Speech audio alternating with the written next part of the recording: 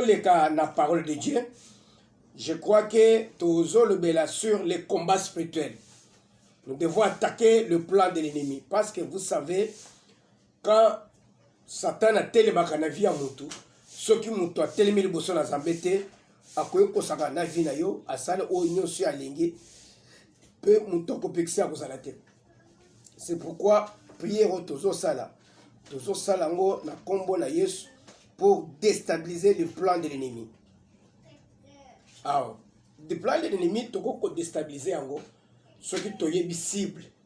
Donc, pour la zone bête, je ne travaille pas comme battant l'air, mais je travaille avec précision. Je frappe avec précision. Nous devons frapper avec précision. Il faut combattre peut-être dans le biseau sale, que cette fois-ci, aimer le biseau, quand même, aimer le biseau, un changement dans la vie de biseau. Aimer le biseau, victoire. Quand quelqu'un a un combat, c'est pour remporter la victoire.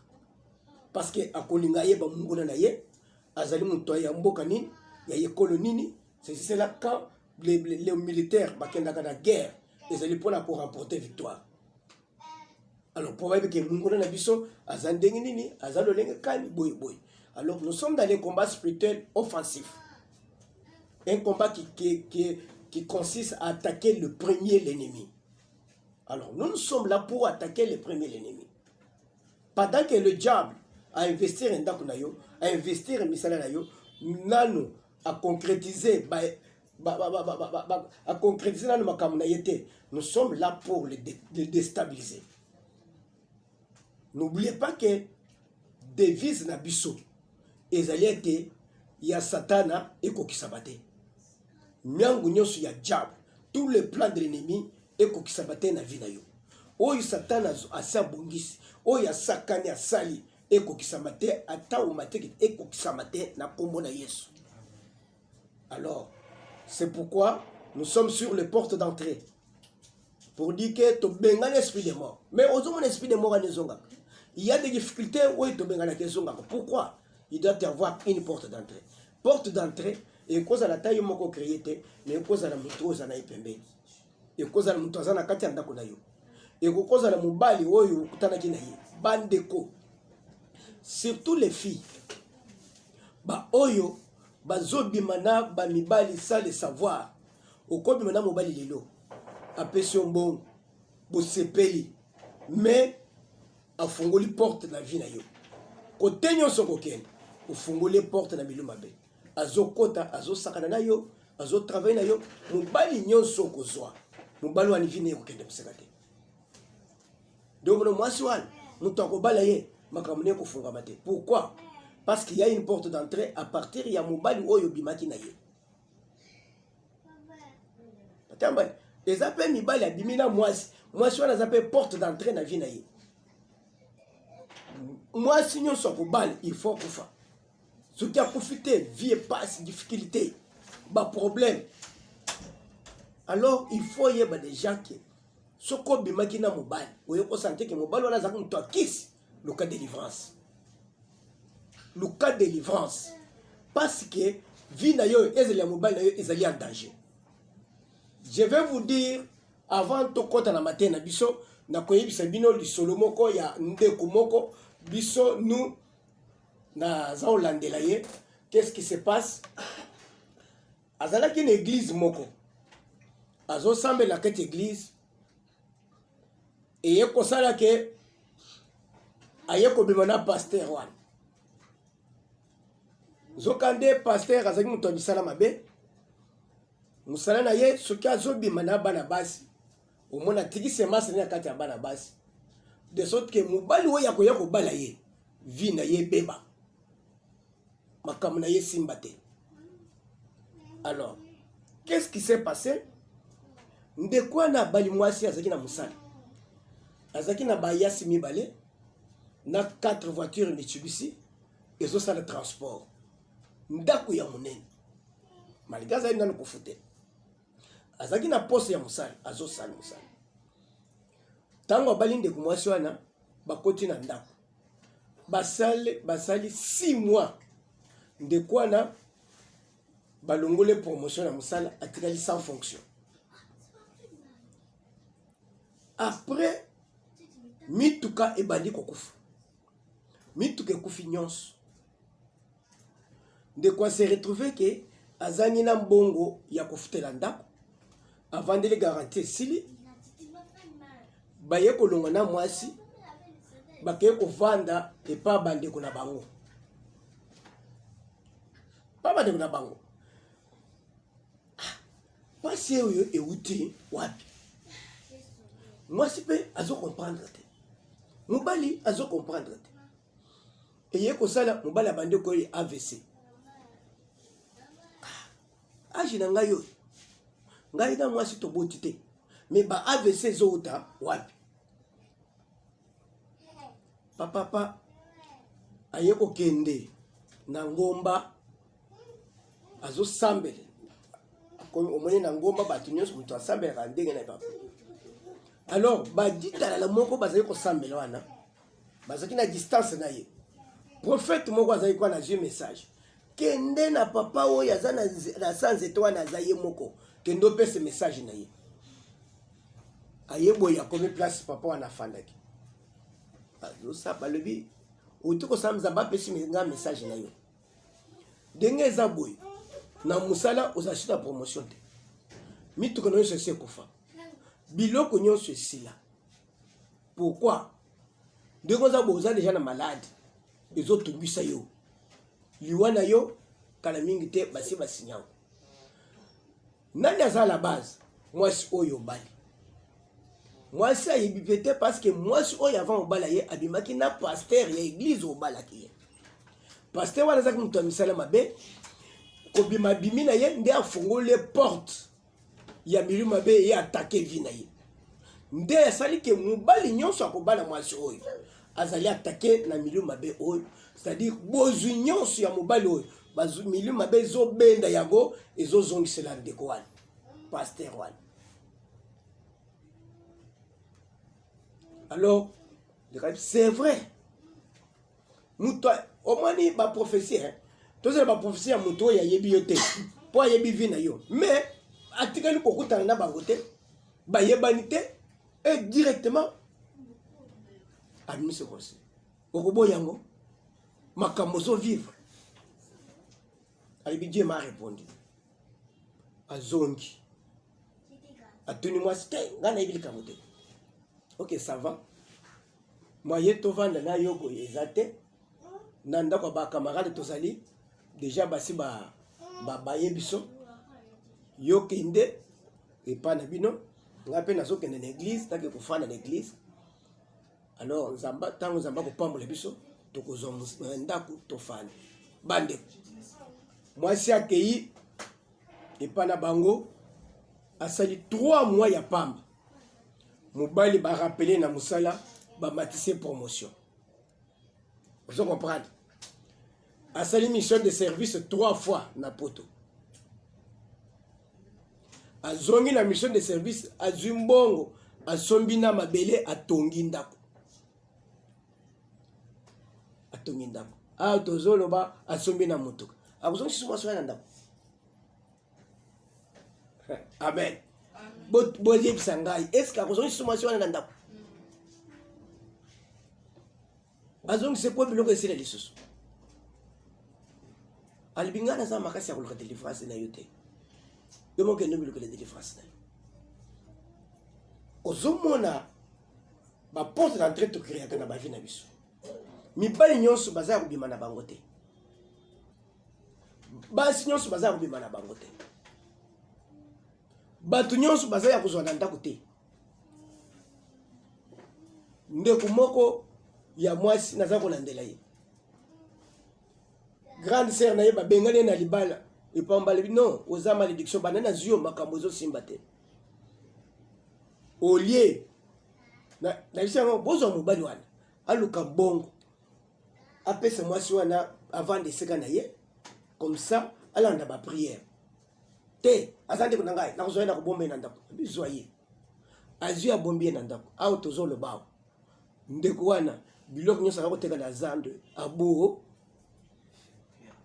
esili azangi na mbongo ya kofutela ndako babengani bango bafandi pa bakamarade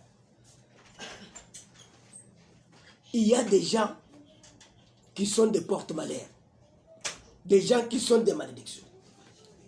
Et ce qui a le qui délivrance, c'était Bissikagnon sur Kobanda Tamboul, Bokaoke Gogoto. Joseph a commis n'est pas Potiphar, mais l'on Potiphar et Foulokaki. Mais yo, Bissiko Fandaka, ni ne Foulokaka. Nous sommes en train de rechercher la porte d'entrée. Oui, ils ont ça le que vie n'a eu la difficulté. Vous avez pas de problème. Amen. 2 Rois chapitre 6, verset 8. 2 Rois 7. 2 Rois chapitre 8. Oui, verset 6. 3 chapitre 6, nous lisons à partir du 8e verset. Non, ok. Les rois de Syrie étaient en guerre avec Israël. Bazalabake mokonzi ya basulia. La Syrie oyo ozo monelelo. Ya président on a ceux qui Bachar, ceux qui banani oyo. Bachar al-Assad. Ah. Bitumba na bango na Israël ezali lote. Ezaya depuis avant Jésus. Avant Jésus, na yeba kate. Bombande ouais c'est la kate ça la kate. Alors j'ai compris que aujourd'hui Zambé mutache makamwana. Zambé mutache bilokwana. Pour réconcilier bangote. Habite roi de Syrie Azaki na bitumba contre Israël. Et la Syrie était considérée comme des païens, ce sont des Philistins aussi.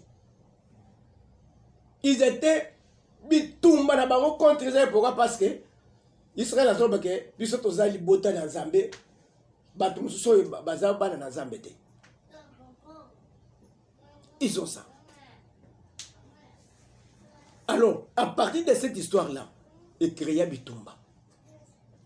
Ils étaient en guerre. Vous devez savoir, Bible dit notre combat avec Amalek durera de génération à génération. Tant que vous avez un esprit mon côté na mutuana, oyi bovane na ye, yeba ke aza munguna na yo, azali mutu ya sulia. Boko bunda na ye, bambuna, sois prudent parce que vous serez toujours en guerre avec lui. En fait, Israël était en guerre. Une guerre perpétuelle avec la Syrie.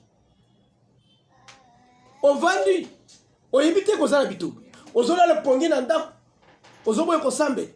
On évite qu'on s'en habite contre les Syriens. Les Syriens, bazali. Yeba que voisin na yo à cause des Syriens. Syriens à cause de la porte na yo. Dans le pain, vous vendez un voisin n'a qu'à le pain. Peut-être un Syrien. Il faut tout le temps la baïe la tchèpe déjà que dès tout le temps la raboy. Tous en gars na bitumba. Dès mon papa mon gazon, maman mon gazon bangali papa bitumba na ngai si na kate pourquoi? Ngai na ba pire na zo sambe lawa. Bitumba c'était Israël li bota na Nzambe. Bazo sona na Nzambe bitumba si laki. Tilelo. Bazaka bitumba. Bah, il faut développer un hélicoptère, armement dur et lourd pour qu'on se défendre. Bon, bah, ça nous embête. Alors, pour dire quoi? Dans tout ce que nous faisons, vous devez savoir que les combats existent. Il faut savoir combattre pour détruire notre ennemi. Ceux qui ont bundité, mon goût yo. Moyen de détruire et exalter. Moyen de déstabiliser et exalter. Nous devons combattre. Ok, papa. Et dans un conseil qu'il tient avec ses serviteurs, il dit: Roi, comment les Israël, comment les Ali Benadab. Bible le bien à sali réunion na ba serviteur na ye. Na kata réunion wana. Mon cas sera dans un tel lieu.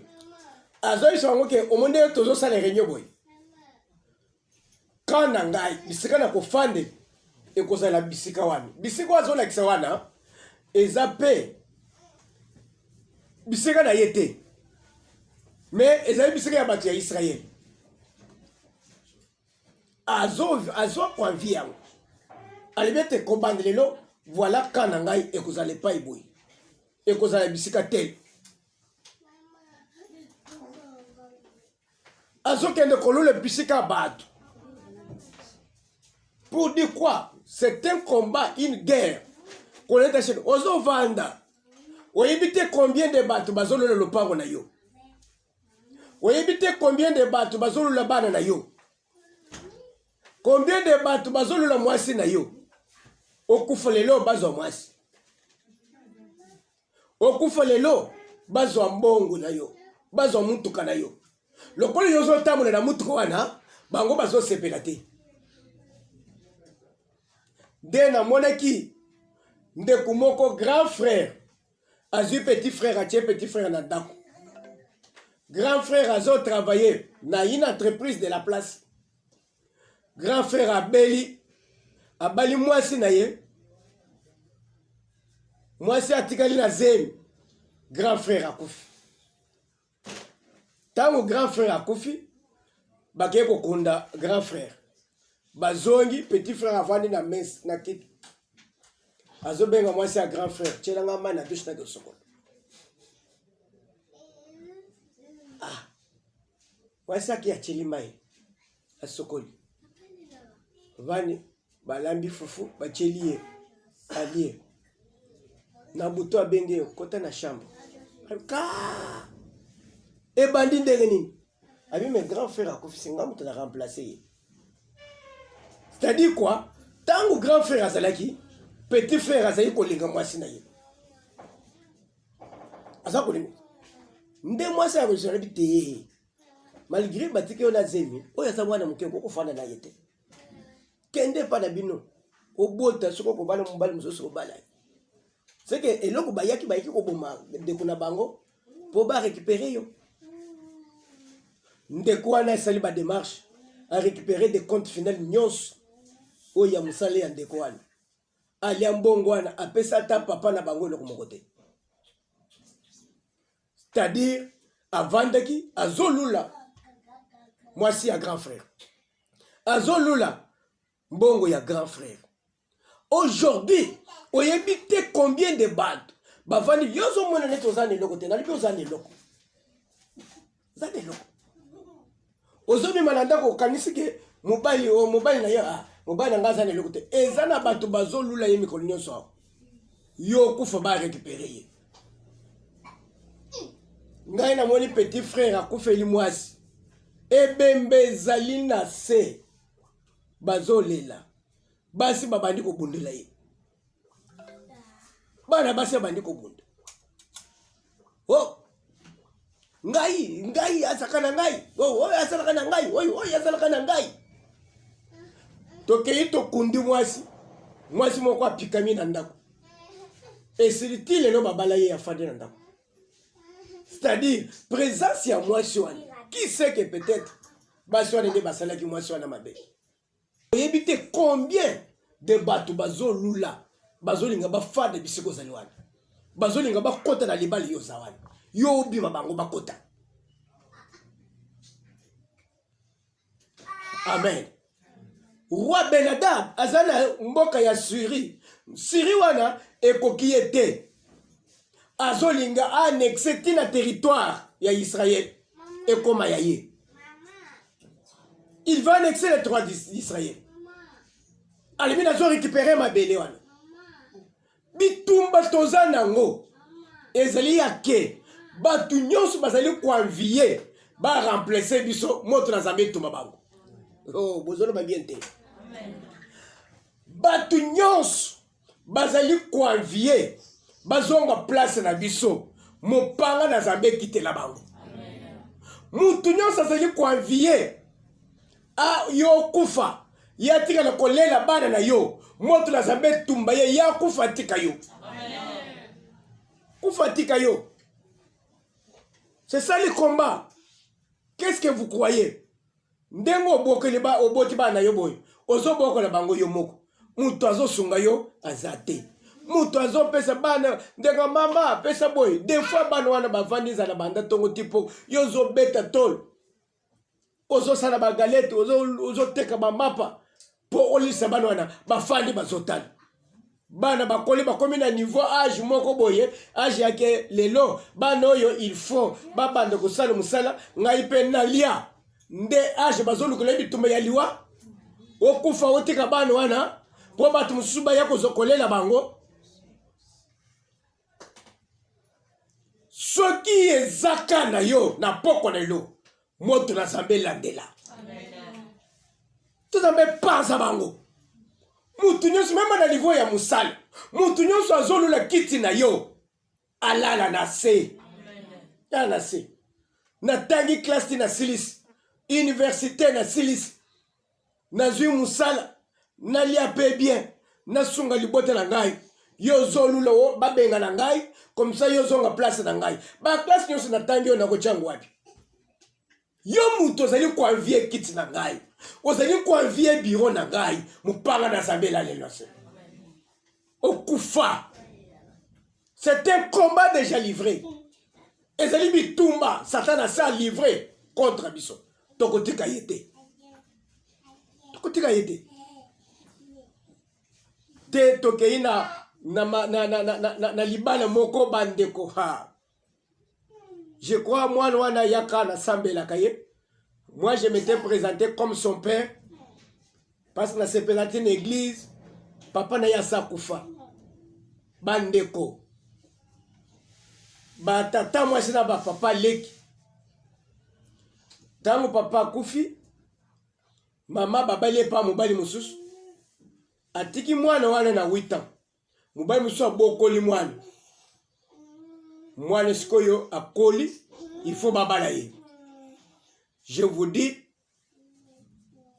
bandeko ya mobali basengi dot mobali oyo abokolaki mwana asengi pe dot oui je vous dis ndeko mobali moko alobi non biso tozala na droit mpe ya kosenga dot te po ndeko na biso akufa atiki mwana moke mutu abokoli mwana oyo aza te mutu atangisi classe aza te bino botika papa mobokoli papa Joseph mobokoli asenga dot soki akolenga okabela aya mpe okabele biso lokola baparent ya mwana te jamais il faut soki papa mobokoli asengi $1000 biso mpe $1000 costume moko ya papa mobokoli ya biso moko je vous dis toloba tolemba mwana olingo loba tokola ke babe kobota te okosala nini papa leki na tata mwasi batelemi na tana lobi papa ya mwana oyo soki azalaka balingi basala mwana oyo boye bazosala ye boye pourquoi parce que papa si akufa aboti bana kitoko bato mosusu bazotekala kolela bango tata masalanga koyebi mpo nini qui sait peut-être mpo na étoile oyo ya yo lelo ozozwa libala ya bien nde papa na akufa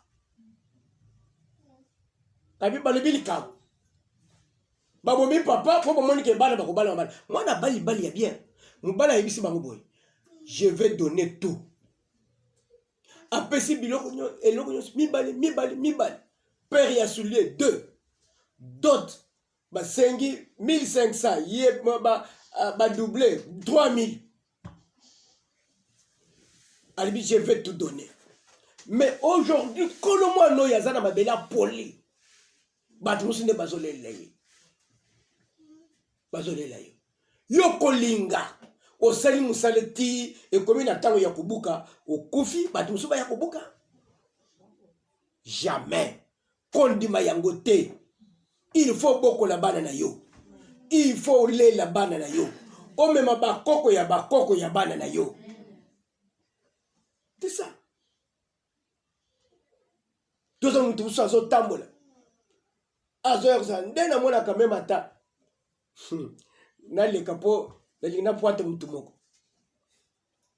mutu moko alors nous devons le roi Benadab avandi aza convié territoire ya Israël. Azo sangisa bato na ye. Ete lobby na place wana ozali ya ngai. Na kofana. Place wana ya ye wana eza ya ye te. Azo katisa frontière, azo kwena mabele ya bato. Mutu nyonso oyo azolinga kosaproprie na yo, mupanga na Nzambe ekitela ye. Mobali ya butu nyonso asakanaka na yo butu mobimba, moto na Nzambe etumba ye. Mwasi ya butu oyo akotaka na vi na yo, alandelaka yo sanke abala yo bobalana, mwasi wana atumbama. Tumbama. Baza kosaproprie na yo na butu mobimba.